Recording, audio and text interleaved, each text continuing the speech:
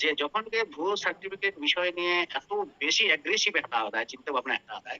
তখন উनको কর্মী কোয়া কোনো না কোনো জায়গায় মনে হইল কানা যে নুই ফেক সার্টিফিকেট যদি নির্মূল কে নুনাᱹᱜ ঘড়িতে আন্দোলন লিখিত কানা বা উনাᱹᱜ ঘড়ি লাড়া লিখিত কানা উনাᱹᱜ অফিসিয়ালি কথাবার্তায় মেন দায় তাহলে আলে আজ এসটি স্ট্যাটাস লাগি জাহালে আলে লে কুরুমুটুই দা নাকি তাপচো ভাই নাকি এলাওয়াই ᱟᱵᱚᱨᱮᱱ ᱢᱤᱫᱴᱮᱱ ᱢᱚᱱᱛᱨᱤ ᱡᱟᱦᱟᱸᱭ ᱫᱚ ᱟᱹᱰᱤ ᱠᱮᱴᱮᱡ ᱥᱟᱺᱦᱤᱡ ᱮ ᱨᱚᱲᱮᱫ ᱛᱟᱦᱮᱸᱫ ᱟᱵᱚᱣᱟᱜ ᱫᱩᱠ ᱟᱵᱚᱣᱟᱜ ᱟᱱᱟᱴ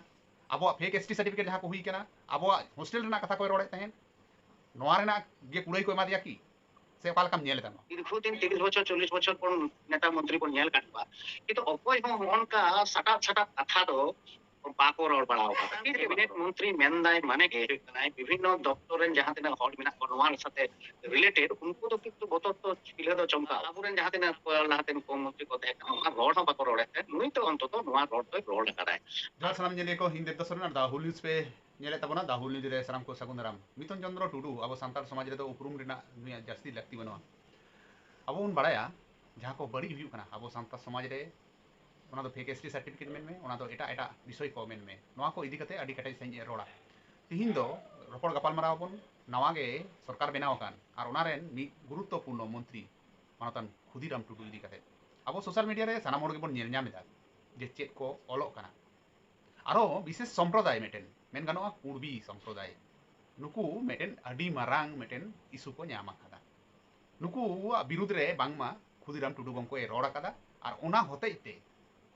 ᱦᱚᱛᱮᱡ ᱛᱮᱜᱮ BCW ᱠᱷᱚᱱ ᱠᱚ BCW ᱨᱮᱱᱟᱜ ᱡᱟᱦᱟᱸ ᱫᱟᱭᱤᱛᱛᱚ ᱛᱟᱦᱮᱸ ᱠᱟᱱ ᱛᱟᱭᱟ ᱚᱱᱟ ᱠᱷᱚᱱ ᱠᱚ ᱥᱟᱦᱟ ᱠᱮᱫᱮᱭᱟ ᱚᱱᱟ ᱫᱚ ᱟᱨ ᱢᱤᱫ ᱦᱚᱲ ᱠᱚ ᱮᱢᱟ ᱫᱮᱭᱟ ᱱᱚᱣᱟ ᱠᱚ ᱤᱫᱤ ᱠᱟᱛᱮ ᱨᱚᱯᱚᱲ ᱜᱟᱯᱟᱞᱢᱟᱨᱟᱣ ᱦᱩᱭᱩᱜᱼᱟ ᱢᱟᱱᱚᱛᱟᱱ ᱢᱤᱛᱚᱱ ᱪᱚᱱᱫᱨᱚ ᱴᱩᱰᱩ ᱜᱚᱢᱠᱮ ᱫᱟ ᱦᱩᱞ ᱱᱤᱭᱩᱡ ᱨᱮ ᱥᱟᱹᱜᱩᱱ ᱫᱟᱨᱟᱢ ᱟᱨ ᱢᱟᱱᱚᱛ ᱡᱚᱦᱟᱨ ᱡᱚᱦᱟᱨ ᱜᱚᱢᱠᱮ ᱪᱮᱫ ᱞᱮᱠᱟᱢ ᱧᱮᱞ ᱮᱫᱟ ᱥᱮ ᱪᱮᱫ ᱮᱢ ᱢᱮᱱᱟ ᱱᱚᱜᱼᱚ ᱱᱚᱝᱠᱟᱱᱟᱜ ᱱᱤᱛ ᱯᱚরিবেশ ᱨᱮ ᱟᱵᱚᱨᱮᱱ ᱢᱤᱫᱴᱮᱱ ᱢᱚন্ত্রী ᱡᱟᱦᱟᱸᱭ ᱫᱚ ᱟᱹᱰᱤ ᱠᱮᱴᱮᱡ ᱥᱟᱺᱦᱤᱡ ᱮ ᱨᱚᱲᱮᱫ ᱛᱟᱦᱮᱸᱫ ᱟᱵᱚᱣᱟᱜ ᱫᱩᱠ ᱟᱵᱚᱣᱟᱜ ᱟᱱᱟᱴ ᱟᱵᱚᱣᱟᱜ ᱯᱷᱮᱠ ᱮᱥᱴᱤ ᱥᱟর্টিফিকেট ᱡᱟᱦᱟᱸ ᱠᱚ ᱦᱩᱭ ᱠᱟᱱᱟ ᱟᱵᱚᱣᱟᱜ ᱦᱳᱥᱴᱮᱞ ᱨᱮᱱᱟᱜ ᱠᱟᱛᱷᱟ ᱠᱚᱭ ᱨᱚᱲᱮᱫ ᱛᱟᱦᱮᱸᱫ ᱱᱚᱣᱟ ᱨᱮᱱᱟᱜ ᱜᱮ ᱠᱩᱲᱟᱹᱭ ᱠᱚ ᱮᱢᱟ ᱫᱮᱭᱟ ᱠᱤ ᱥᱮ ᱚᱠᱟ ᱞᱮᱠᱟᱢ ᱧᱮᱞ ᱮᱫᱟ ᱱᱚᱣᱟ ᱟᱪᱪᱷᱟ ᱡᱚᱦᱟᱨ ᱜᱮ ᱥᱟᱱᱟᱢ ᱧᱮᱧᱮᱞᱤᱭᱟᱹ ᱠᱚᱴᱷᱮᱱ ᱧᱮᱞ ᱯᱟᱦᱴᱟ ᱠᱷᱚᱱ ব্যাপার ᱛᱮᱫᱚ ᱟᱵᱚ ᱥᱟᱫᱷᱟᱨᱚᱱ ᱦᱚᱲ ᱵᱟ ᱟᱵᱚ ᱡᱟᱦᱟᱸ আদিবাসী সমাজ রে জাহাই কবন মেনা কোনা নামা সরকার ক্ষুদিরাম বাবু যখন ক্যাবিনেট মন্ত্রী হইলেন উন সময় তো আᱹᱰᱤ আশা ভরসা আবো মনে রে তো জাগাও কান গিয়া নিত জায়গা কান গিয়া কিন্তু তিহিং গাপা হলা সোশ্যাল মিডিয়া রে অনেক কিছু তো বন ñel দা যত তো বন ñel দা ইনি ñel দা মেনখান ইন খুব বেশি রিয়েক্ট তো বাইন করাও কাদা উন সময় কারণ খবরটা তো সত্যিকারে কানা সে বাং নোয়া তো বড়াই দরকার কানা কিন্তু তিহিং মোটামুটি সেটারে একটু বিশেষ রিলায়েবল সোর্স কই আঁজম কেদা বাং নোয়া দো ঘটনা দো সত্যি কানা যে উনিয়াক যাহা কো মন্ত্রিত্ব রে যাহা কো দায়িত্ব কো দহল লেদা বিশেষ করে যেমন মাদ্রাসা বোর্ড হেনাᱜᱼᱟ মাদ্রাসা শিক্ষা মেনাᱜᱼᱟ আবু আদিবাসী উন্নয়ন হেনাᱜᱼᱟ এবং অনগ্রসর শ্রেণী দপ্তর হᱚᱸ হেনাᱜᱼᱟ ᱱᱚᱣᱟ ᱛᱟᱦᱮᱸ ᱠᱟᱱ ᱛᱟᱭᱟ ᱠᱤᱱᱛᱩ ᱦᱚᱞᱟ ᱠᱷᱚᱡ ᱟᱸᱡᱚᱢ ᱠᱤᱫᱟᱹᱧ ᱵᱟᱝᱢᱟ ᱱᱚᱣᱟ ᱜᱮ ᱥᱟᱹᱨᱤ ᱠᱟᱛᱷᱟ ᱡᱮ ᱚᱱᱚᱜᱨᱚᱥᱚᱨ ᱫᱚপ্তর ᱡᱟᱦᱟᱸ ᱚᱱᱟ ᱫᱚ ᱚᱱᱟ ᱠᱷᱚᱡ ᱫᱚᱠᱚ ᱥᱟᱦᱟᱣ ᱟᱠᱟᱫᱮᱭᱟ তাহলে আয়াত মধ্যে তো তখন কানা বাড়িয়া মিটাং কানা আদিবাসী উন্নয়ন দপ্তর আর মিটাং কানা মাদ্রাসা সংক্রান্ত বিষয় যত সানামা যাহা শিক্ষা বোর্ড হোক মাদ্রাসা সংক্রান্ত উন্নয়ন হোক নোয়া কো নিয়ে কো দহ কাদে আদো আঞ্জম কাতে একটু বড়ি কি বুঝ কেদা একটু ক্যালকুলেশন করিন চিন্তা বাড়াই দিন যে নোয়া তো 5 হই না তো কিছু কথা তো নোয়া তো সারি কথা দেবদাস বাবু যে পইলে সে ভ্রমণ খান দীর্ঘদিন 30 বছর 40 বছর পর নেতা মন্ত্রী বন ñel কাট বা কিন্তু অকয় হᱚᱸ অনকা সাটাপ সাটাপ কথা দো বাকো রড় বাড়াও কথা কে বাকো রড় বাড়াও আদো ক্ষুদিরাম বাবু যেহেতু নাওয়া হেজ কাতে নাওয়া আশা আবুয়াগ হᱚᱸ না এই পাড়া কাতে কে যখন ভুল সার্টিফিকেট নিয়ে প্রথম মন্ত্রী দপ্তর যেগুলো ñam কেদা ক্যাবিনেট মন্ত্রী এগুলো কে নোয়া ভুল সার্টিফিকেট নিয়ে তো রড় তারামা কাতে তাহলে ওনা মিটাং আবুয়াগ তো বিরাট প্লাস পয়েন্ট মিটাং ক্যাবিনেট মন্ত্রী মেনদাই মানে গে ᱦᱩᱭᱩᱜ ᱠᱟᱱᱟ বিভিন্ন দপ্তর রেন জাহাं তিনা হল মেনা কো নোয়ার সাথে রিলেটেড উनको তো কিন্তু বতর তো ছিলে তো চমকাও স্বাভাবিক কারণ না নোয়া রড় তো খুব দরকার সেখানে দীর্ঘদিন ধরে নোয়া কথাকে আবুরেন জাহাं তিনা কো উল্টে দিয়ে কো তহে কানা আবুরেন জাহাं তিনা আগুয়ান কো হিনা কো উनको নোয়া কো মেনদা যে বাং আপে তো এট লিস্ট রড় তাবন পে কিন্তু ᱟᱵᱚᱨᱮᱱ ᱡᱟᱦᱟᱸ ᱛᱤᱱᱟᱹᱜ ᱞᱟᱦᱟᱛᱮᱱ ᱩᱯᱚᱢᱚᱱᱛᱨᱤ ᱠᱚ ᱛᱟᱦᱮᱸ ᱠᱟᱱᱟ ᱚᱱᱟ ᱨᱚᱲ ᱦᱚᱸ ᱵᱟᱠᱚ ᱨᱚᱲᱮᱫ ᱛᱟᱦᱮᱸᱫ, ᱱᱩᱭ ᱛᱚ ᱚᱱᱛᱚᱛᱚ ᱱᱚᱣᱟ ᱨᱚᱲ ᱫᱚᱭ ᱨᱚᱲ ᱟᱠᱟᱫᱟᱭ। ᱟᱨ ᱢᱤᱫᱴᱟᱝ ᱠᱟᱛᱷᱟ ᱡᱟᱦᱟᱸ ᱜᱚᱢᱠᱮ ᱵᱮᱱ ᱢᱮᱱᱫᱟ ᱡᱮ উনি নাকি কুর্মী বিরোধী কোনো কথা মেন কাদায়, ᱤᱧ ᱴᱷᱮᱱ ᱫᱚ ᱚᱱᱠᱟ ᱠᱷᱚᱵᱚᱨ ᱫᱚ ᱵᱟᱹᱱᱩᱜᱼᱟ। ᱛᱚᱵᱮ ᱠᱷᱩᱫᱤᱨᱟᱢ ᱵᱟᱵᱩ ᱱᱤᱡᱮᱜᱮ ᱢᱤᱫᱴᱟᱝ ᱠᱨᱮᱰᱤᱴ মানে এম ᱟᱠᱟᱫᱟ ᱱᱚᱰᱮ ᱞᱟᱹᱭ ᱟᱠᱟᱫᱟᱭ ᱡᱮ ᱡᱟᱦᱟᱸ ᱡᱤᱱᱤস ᱵᱷᱟইরালᱚᱜ ᱠᱟᱱᱟ ᱡᱮ ᱠᱩর্মী বিরোধ ᱨᱮ ᱤᱧ ᱢᱮᱱ ᱟᱠᱟᱫᱟᱹᱧ ᱚᱱᱟ ᱫᱚ নাকি এআই দিয়ে তৈরি কানা। তো স্বাভাবিক কারণে ওনার ᱨᱮᱱᱟᱜ ᱥᱟᱨᱵᱚᱥᱛᱟ ᱫᱚ ᱵᱟᱹᱱᱩᱜᱼᱟ ᱢᱮᱱᱛᱮ ᱤᱧ ᱦᱚᱧ ᱢᱚᱱᱮᱭᱟ। বা কুর্মী চিতার রে নৌকা কথা মেন দাᱲᱮᱭᱟᱜᱼᱟᱭ ᱱᱚᱣᱟ ᱫᱚ ᱤᱧᱟᱹᱜ ᱦᱚᱸ ᱫᱷᱟᱨᱚᱱᱟ ᱵᱟᱭᱨᱮ ᱠᱟᱱᱟ। ᱥᱟᱵᱷᱟᱵᱤক ᱠᱟᱨᱚᱱে ওনা তো উनको চিকা কাতে কো প্রেডিকশন দা উनको চিকা কাতে কো চিন্তাᱭᱮᱫᱟ ওনা তো কুর্মী উनको কো ভালি কো বুঝ দাᱲᱮᱭᱟᱜᱼᱟ এবং নোয়া না মিটান চাল হো হয়ে দাড়ায়। তবে নিয়েটুকু ঠিক যে যখন গে ভুয়ো সার্টিফিকেট বিষয় নিয়ে এত বেশি অ্যাগ্রেসিভ হাতাও দেয় চিন্তা ভাবনা হাতাও দেয় তখন উनको কুর্মী কোয়া কোনো না কোনো জায়গায় মনে হইল কানা যে নুই ফেক সার্টিফিকেট যদি নির্মূল কে নুনাᱹᱜ ঘড়িতে আন্দোলন লিখিত কানা বা উনাᱹᱜ ঘড়ি লাড়া লিখিত কানা উনাᱹᱜ অফিসিয়ালি কথাবার্তায় মেন দেয় তাহলে আলেয়াᱜ যে এসটি স্ট্যাটাস লাগি জাহালে আলেলে কুরুমুটুᱭᱫᱟ নাকি তাপচো ভাই নাকি এলাওয়াই ওই যে মিটটাং ধারণা কোয়া অনকা যে মিটটাং ভয় কাজে তাকওয়ায় অঁᱰᱮ ᱠᱷᱚᱡ ᱜᱮ ᱩᱱᱤ ᱠᱷᱩᱫᱤᱨᱟᱢ ᱵᱟᱹᱵᱩ ᱪᱮᱛᱟᱱ ᱨᱮ ᱦᱚᱭᱛᱚ ষড়যন্ত্র ᱦᱩᱭᱛᱮ ᱦᱩᱭ ᱫᱟᱲᱮᱭᱟᱜᱼᱟ। তাহলে ᱱᱚᱜᱼᱚᱸᱰᱮ ᱠᱷᱚᱡ ᱜᱮ ᱩᱱᱠᱩᱣᱟᱜ ᱫᱚ ᱱᱚᱝᱠᱟ ধারণা তৈরি ᱠᱟᱛᱮ ᱠᱚ হয়তো উनको চিফ মিনিস্টার সাথে আকুয়াᱜ তো মিটটাং জুগুত মেনাᱜ ᱜᱮᱭᱟ। ᱚᱸᱰᱮ ᱠᱷᱚᱡ ᱜᱮ ᱠᱳᱱᱳ ᱦᱚᱭᱛᱚ ᱥᱚᱱᱫᱮᱥ ᱪᱟᱞᱟᱣ ᱫᱟᱲᱮᱭᱟᱜᱼᱟ এবং ᱚᱸᱰᱮ ᱠᱷᱚᱡ ᱜᱮ ᱦᱚᱭᱛᱚ ᱱᱚᱣᱟ ᱥᱚᱨᱠᱚ ᱯᱚᱫ ᱠᱷᱚᱡ ᱠᱚ ᱥᱚᱨᱟᱣ ᱠᱟᱫᱮᱭᱟ ᱚᱱᱠᱟ ᱜᱮ ᱢᱤᱫᱴᱟᱝ ᱟᱭᱢᱟᱱ ᱢᱚᱱᱮ ᱦᱩᱭ ᱠᱟᱱ ᱛᱤᱧᱟ। ᱜᱚᱝᱠᱮ ᱠᱟᱹᱴᱤᱡ ᱰᱤᱯᱷᱟᱨᱮন্স ᱠᱟᱹᱴᱤᱡ ᱞᱟᱹᱭ ᱟᱵᱚᱱ ᱢᱮ ᱥᱮ ᱚᱱᱟ ᱵᱷᱮᱜᱟᱨ ᱥᱮ ᱟᱞᱟᱫᱟ ᱪᱮᱫ ᱵᱮᱯᱟর ᱠᱚ ᱠᱟᱱᱟ ᱚᱱᱟ ᱴᱨᱟইᱵᱮল ᱰᱮᱵᱷᱞᱚᱯᱢᱮন্ট ᱱᱚᱣᱟ ᱢᱤᱱᱤᱥᱴᱟর ᱢᱟ ᱴᱨᱟইᱵᱮল ᱰᱮᱵᱷᱞᱚᱯᱢᱮন্ট ᱢᱤᱱᱤᱥᱴᱟর ᱢᱟ ᱠᱟᱱ ᱜᱮ ᱮᱱᱛᱮ ᱨᱮᱦᱚᱸ ᱵᱤᱥᱤᱰᱟব্লিউ ᱠᱷᱚᱱ ᱠᱚ ᱥᱚᱨᱟᱣ ᱠᱮᱫᱮᱭᱟ ᱟᱫᱚ ᱱᱚᱣᱟ ᱠᱤ ᱨᱮᱱᱟᱜ ᱯᱷᱟᱨᱟᱠ ᱠᱟᱹᱴᱤᱡ ᱡᱩᱫᱤᱢ ᱞᱟᱹᱭ ᱛᱟᱵᱚᱱᱟ। আচ্ছা ᱱᱚᱰᱮ ᱫᱚ একটু সূক্ষ্ম বিচার না মিটাং একটু গালমারা মেন লেগিন যে সোশ্যাল মিডিয়ারে অনেক হড় কো মেনদা আরে অনগ্রসর তো তোমাদের পার্টের মধ্যেই পড়ে না আবুয়া পার্ট রেগে নাকি বাং কানা অনগ্রসর মানে ওবিসি কানা। হ্যাঁ অনকা কো মেন চয়দা ইন মিটাং পরিষ্কার নোয়া মিটাং লই দরকার বাড়াই দরকার কানা যে আবু 2013 সাল আগে নোয়া ᱫᱚ মিটাং দপ্তর কে তহে কানা আদিবাসী এবং অনগ্রসর উন্নয়ন দপ্তর অনকা কে তহে কানা প্রথম। কিন্তু নোয়া তৃণমূল সরকার হেজ কাতে 2013 সালে স্পেসিফিক আদিবাসী কোয়া কিছু সমস্যা আইডেন্টিফিকেশন হতে 2013 সালে 28 নভেম্বর को নোয়া को ভেগার কেদা আটকে রাখো আদিবাসী উন্নয়ন দপ্তর মিটাঙ্গ করা কেদা আর মিটা হচ্ছে অনগ্রসর দপ্তর को ট্রেনিং দপ্তর को তাহলে হুয়া যে মিটাং বারিয়া দপ্তর তাহলে মি থেকে তেহে কানা আদো ওনা মিথ্যে দপ্তর তৈরি করতে নোয়া को ভাগ কেদা কিছু কিছু কমি নোডে को দহ কেদা কিছু কিছু নোডে কমি को দহ কেদা কিন্তু একই রকম গে যে অনেকগুলো জিনিসই না। আর বেসিক যদি মেনা ডিফারেন্স তাহলে মেন মে আদিবাসী উন্নয়ন দপ্তর মেনা কিন্তু ওনা লইতে বিভিন্ন জেলার তো কিন্তু কোনো সেটআপ বানুয়া নোডে একদম বাস্তব কিন্তু যত জায়গার কে বিসিডব্লিউ নাম দপ্তর কাতে না জেলারে কোনো বিসিডব্লিউ যদি আমার জানাম দরখাস্ত হয় তাহলে বিসিডব্লিউ সাথে আমাদের কিন্তু কথা মেট হয়তো রিলেটেড কারণ ওনা তো আদিবাসী উন্নয়ন না বিষয় কারণ তাহলে অনকা হয় না। এখন নোডে অনেকগুলো জিনিস না যাহা মানে অনগ্রসর দপ্তর হয়ে জেলায় এবং আবু আদিবাসী উন্নয়ন দপ্তর হয়ে জেলায় তার মধ্যে বেসিক্যালি যাহা কো জিনিস একেবারে পয়েন্ট রাখুন মানে আদিবাসী হোস্টেল বানার দপ্তর কে কিন জেলা কিন্তু হোস্টেল না যাহা আবাসিক হোস্টেল মানে আশ্রম হোস্টেল বা মডেল স্কুল যাহা को आपको মেলদা একলব্য মডেল যাহা को আর কি ওনা তো আদিবাসী উন্নয়ন দপ্তর মানে ক্ষুদিরাম বাবুই নিয়ে নেন। কিন্তু যাহা স্কুল অ্যাটাচ হোস্টেল ওনা তো আবার শিক্ষা দপ্তরের মাধ্যমে বিসিডব্লিউ যায় মানে অনগ্রসর দপ্তরে নেয়। আর মিটা জিনিস নেলায় এসসি এসটি ওবিসি সার্টিফিকেট সংক্রান্ত যাহা को বিষয় ওনা তো অনগ্রসর দপ্তরে নেলায় ওনা তো আবার আদিবাসী ভবন তো বাই নেলায় কিন্তু নোয়া বানারেন গে মিটাং সেক্রেটারি সচিব হিনায় উনি তো লামা ম্যাডাম হিনায়। এবারে যখন গে আলে নোয়া কমি করতে লে নেল কাদা যখন গে জাহালে দরখাস্ত হয়া তখন লামা ম্যাডামে ওনা তো ফরওয়ার্ড এটা ঠিক অনটাকে ক্ষুদিরাম বাবু যদি কোনো কারণে অনগ্রসর দপ্তর বাই নামায় তাহলে আমি হর চেতা গায়ে ডিপেন্ড হইতে তাহলে আজ যখন ডাইরেক্ট যাহা হিট দাঁড়ি কানতে যাহা ডাইরেক্ট আজ অফিসার को মেন দাঁড়ে को কানते ওনা তো নিতো যাহাই को দপ্তর को এম কাদে एक्चुअली ঘোষ বাবু আর কি গৌরী শঙ্কর ঘোষ হ্যাঁ গৌরী শঙ্কর ঘোষ বাবু উনি মেন হইতে যে গমকে নহনকা অভিযোগ হেজ কানা নোয়া বিষয় আমি একটু নেল মে তাহলে উনি মিটা ঘোষ বাবু হই কাতে আবুয়া বিষয় তিনা ঘড়ি নেলাই ᱱᱚᱣᱟ ᱜᱮ ᱢᱤᱫᱴᱮᱱ ᱪᱤᱱᱛᱟᱹ ᱨᱮᱱᱟᱜ ᱵᱤᱥᱚᱭ ᱥᱟᱵᱷᱟᱵᱤᱠ ᱠᱟᱨᱚᱱ ᱱᱚᱜᱼᱚᱭ ᱡᱮ ᱯᱨᱚᱛᱷᱚᱢ ᱠᱷᱚᱱ ᱢᱤᱫᱴᱟᱝ ᱵᱚᱦᱚᱜ ᱨᱮ ᱦᱮᱱᱟᱜ ᱛᱟᱭᱟ তাহলে নোয়া যদি ওনার দপ্তরে নাম চায় তাহলে সরাসরি ফেক সার্টিফিকেট হোক ওবিসি সার্টিফিকেট হোক এসসি সার্টিফিকেট বিষয় নিয়ে আজ যে তদন্ত লিখিত গ্রন্থে ওনার জিনিসটা কিন্তু আলটিমেটলি বন্ধ হয়। আর দীর্ঘদিন আশ্রম হোস্টেল কত ম্যাক্সিমাম রে অনেকে চালু হেনা কিন্তু অ্যাটাচ যাহা স্কুল হোস্টেল যাহা কোন মেনদা ওনার কিন্তু অনেক জায়গা রেগে চালু করবা স্বাভাবিক কারণে উনি যেভাবে নয় শুরু লেদায় তাহলে আজ যেমন মেন লেদায় যে 1 জানুয়ারি খয়কে যেমন যত হোস্টেল কুইন চালু দাঁড়িয়ে ওখানটা মিটাই চিন্তা ভাবনায় চালাও কাদা তাহলে ওনা জায়গারে তিনু কাতে উনি নোয়া পরিকল্পনা তাই নোয়া মিটাই চিন্তা ভাবনা তাই নোয়া মিটাং আয়া স্ট্র্যাটেজি তাই ওনা জায়গা খয় যদি যাহাই কো সরা হইয়া আর ওই সরকার যদি সরা হইয়া তাহলে আয়া যে কুকুমু ওনা তো কিন্তু বাস্তবায়ন তো বাং হইব এরপরে ওনা তো বেসিক নোয়া ডিফারেন্সি মেন করে কিন্তু আরো অনেক জিনিসই না এবারে যেমন মেনদা যে অনগ্রসর দপ্তরে যাহা কই না যে মেধা ছাত্র ছাত্রী শিক্ষাবৃত্তি না হোস্টেল না হোস্টেল তো ওনা বাড়িয়া হোস্টেল না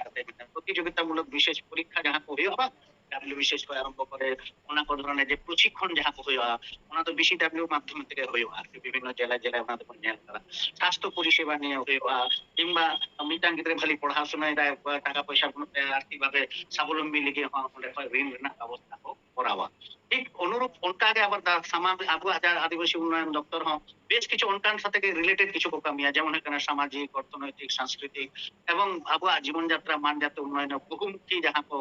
কমি উন্নয়ন লিগে যাহা কো দরকার হয় না করতে মিটাং সাধারণ ভাবে আবু যাহা কোন বুঝে যেমন সান্তালি বোর্ড না কথা বলবেন না পঠন পাঠন বন কথা বলবেন না ওনা কত উন্নয়ন দপ্তর মানে সুতরাং বাবু না হয় না দাদা যে বা নিন হ্যাঁ তাতে নোয়া জিনিসই করাবা আবু বিশেষ করে ইন্ডিয়ান সোশ্যাল মিডিয়ারে যাহাই কপে নিয়াল কাতে হয়তো অনেক হড় মনে দেয় হয়তো বিজেপি কেন বিজেপি কংগ্রেস না বক্তব্য দরকার যাহাই ভলি কমিয়া তাতে বিজেপি হয়ে যায় তৃণমূল হয়ে যায় তার জন্য তো যখন সারাও কোয়া আর যাহাই হড় ভুলে কামিয়া বড়ি কামিয়া উনি তো তাকে প্রতিবাদ দরকার নিন্দা দরকার ওনা বেসিক ডিফারেন্স আবু বুঝবে তাহলে ওনা বেসিক ডিফারেন্স যদি আপু অনেক হড় বাবুন বুঝ দাঁড় কেন অনেক হড় হয়তো অনেক কিছু হয়তো ইনকয় অনেক কিছু অনেক হড় বুঝ দাঁড়ে ওনা তো ইঞ্জিন নিজের এর মধ্যে তো বাংলা কিন্তু ইন যতটুকু বুঝা ইঞ্জিন যতটুকু নলেজ রে মেনা ইঞ্জিন যা কারণ ইন লামা ম্যাডাম সে যখন আলে ডেপুটেশন এমএলএ চালান না হোস্টেল সংক্রান্ত বিষয় নিয়ে যখন এমএলএ চালান না তখন পার্টিকুলার আলে লয়া আলেতে যে মিটনবাবু এখন কিন্তু এটা একটা দপ্তরের মধ্যে নেই এটা দপ্তরটা ভাগ হয়ে গেছে আমরা আশ্রম হোস্টেল সম্পর্কিত যদি আপনি আমাকে খবর দেন কোথাও সমস্যা হচ্ছে আমি দেন এন্ড দেয়ার আমি স্টেপ নেব কিন্তু অ্যাটাচ হোস্টেল যেটা স্কুল অ্যাটাচ হোস্টেল যেগুলো এগুলো আমি করতে পারবো না ওটা হচ্ছে একটা শিক্ষা দপ্তরের মাধ্যমে ওটা হয় সুতরাং ওটা আপনাকে ভাবতে হবে এই দিন হিলো কি বুঝেও কাদা যে ওনার ডিপার্টমেন্ট আলাদা আলাদা ভাগ কাদা এবং ওনার ডিপার্টমেন্ট যদি মিটাং অংশ যদি বাবুন নামায় উনি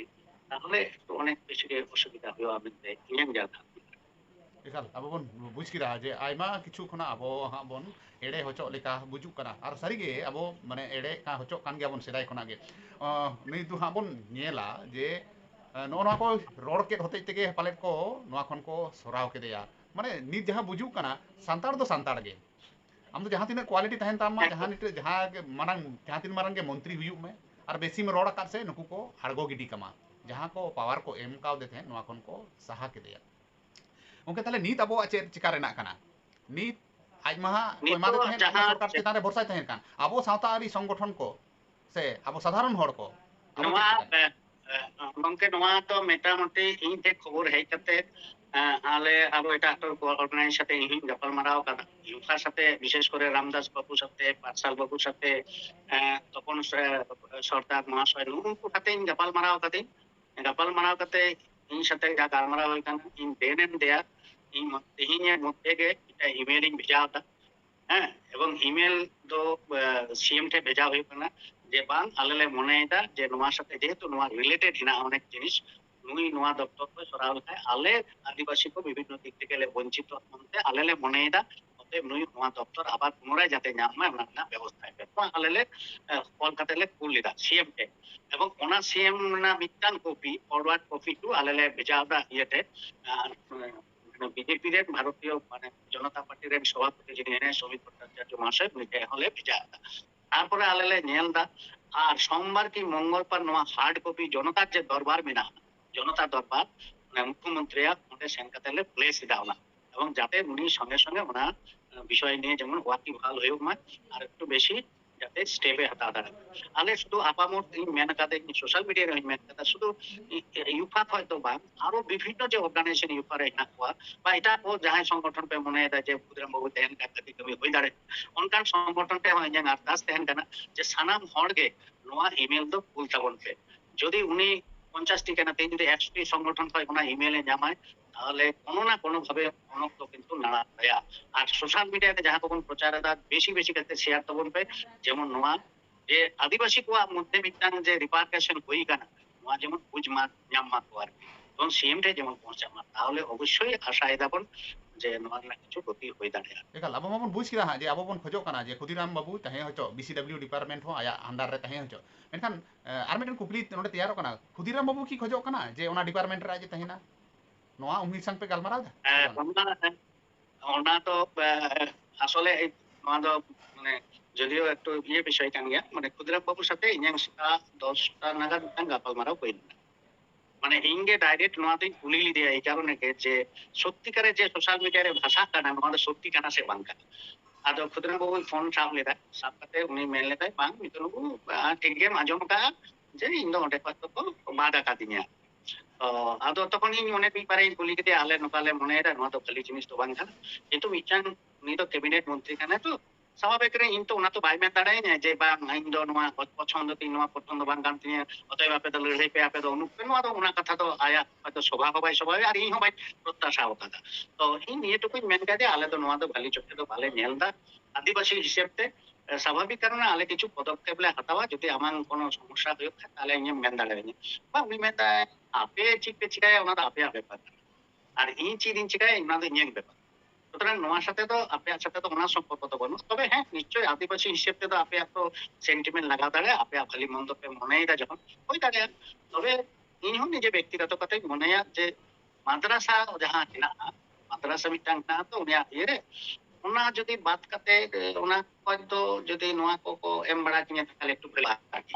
ᱟᱫᱚ ᱟᱭᱟᱜ ᱢᱚᱱᱮর মধ্যে যা কথাবার্তা যাই বুঝ কিদা তাতে কানা উনি তো হয়তো গড়রাজি তো বনুই আরকি আবুয়াᱜ ভাবনা তো ঠিক গিয়া উনি হᱚᱸ ওনাকে মনেᱭᱮᱫᱟ যে যদি নোয়া কই ᱧᱟᱢᱟ তাহলে হয়তো ভালি কামি দাঁড়িয়ে অনকা একটা প্রত্যাশা কথা মাধ্যমে বুঝ দাঁড়ায় হ্যাঁ তো এখন উনি তো ডাইরেক্ট ওনা তো বাই মিটিংয়া যে বাং তো নোয়া দই খুশিয়া কানা নোয়া যেটা বাকো মিং কানা ও তো বঞ্চিত হইন কানা সুতরাং ওনা তো আয়া মেরনা উচিত হবাং কানতে আর ওনা তো আজ চিল্লা কাতে ম্যানেজার ওনা তো আপা ব্যাপার কানা শুধু ইনি নিয়ে টুকু উনি সাথে কনফার্মেশন ইতাও কথা যে বাং নোয়া সত্যি কানা সে বাং কানা সোশ্যাল মিডিয়া হচ্ছে না উনি মেন কথা নোয়া তো সত্যি কথা কানা এক আর দ্বিতীয় নম্বর হয়ে কানা ইᱧᱟᱹᱜ ᱛᱚᱨᱚᱯ ᱠᱷᱚᱡ ᱫᱚ ᱢᱮᱨᱱᱟ ᱫᱚ ᱪᱮᱫ ᱵᱟᱝ ᱠᱟᱱᱟ ᱟᱯᱮ ᱡᱟᱦᱟᱸ ᱵᱷᱟᱹᱞᱤ ᱯᱮ ᱵᱩᱡᱟ ᱚᱱᱟ ᱠᱚᱨᱟᱣ एकाल ᱱᱤᱭᱟᱹ ᱴᱩᱠᱩ ᱵᱟᱨᱭᱟ ᱡᱤᱱᱤᱥ ᱤᱧ ᱵᱩᱡ ᱠᱟᱫᱟ ᱟᱨ ᱚᱸᱰᱮ ᱠᱷᱚᱡ ᱜᱮ ᱤᱧᱟᱹᱜ ᱫᱚ ᱫᱷᱟᱨᱚᱱᱟ ᱦᱩᱭ ᱠᱟᱱ ᱛᱤᱧ ᱡᱮ ᱵᱟᱝ ᱜᱚᱲ ᱨᱟজি ᱫᱚ ᱵᱟᱹᱱᱩᱭᱟ एकाल एकाल अब प्रतिबाद लगती कना अब बन बुझ दाड़े कान गया अब नेता मंत्री को जहां नोआ हो वीडियो पे नेल तबना नुकु उनको कोठेन सेटेरो मा ना शेयर तबन पे आपे बुझ तबन पे आप जहां आगे तुष्टिकरण रेना बन चेष्टाया जहां जाति गे अड़ी लहा रेना बन चेष्टाया उनको अब ओका लगा को भाबी बना नित कुड़बी को अब बन आयमा हर गे आयमा नेता मंत्री गे जहां को अकोरेन हुलगरिया बांग गाना को नुकु हो अब बन साब रकाब को कान तको उनको तायनम तायनम ते अब बन चला कना उनको कथा ते अब बन दुरुब कना बन तिंगुन कना मेनखान नोडे दो जहां एआई वीडियो बनाव कना खुदीराम गंके जहां मेन हचो कदा नोआ तिना सरी कना तिना एड़े कना ओना दो आज ए हो बाड़ाया से अब बन आय उमन दाड़ेया कान गया बीसीडब्ल्यू खन को सराव केदेते कुड़बी को तिना को रस्कईदा तिना को पोस्ट इदा तार माने बुझु कना जे अब संतार दो ओका मेट ते को नेल बोना नेता मंत्री को बुझाव तबन पे आर उनका गे कमी तबन पे संतार दम संतार कान गया संतार गे नित दो को रा हमरेदा से ओना प्रतिबाद रेना को रिकईदा मेनखान एटा एटा जाति गोष्ठी रेन दो को रस्का जुआ कना जे खुदीराम टुडू मंत्री ओंडे खन को साहा केदे बीसीडब्ल्यू खन को साहा केदे आमा दुख रे उनको को रस्कईदा मा आदो बुझाव तबन पे आर आयुमन तबन पे अड़ी अड़ी सरहाव आर हुल जोहारिन बड़ाय चेत पे दा हुल न्यूज रे उन घड़ी ऑक्टो एम खातिर ते गंके आम हो अड़ी अड़ी सरहाव आर जोहार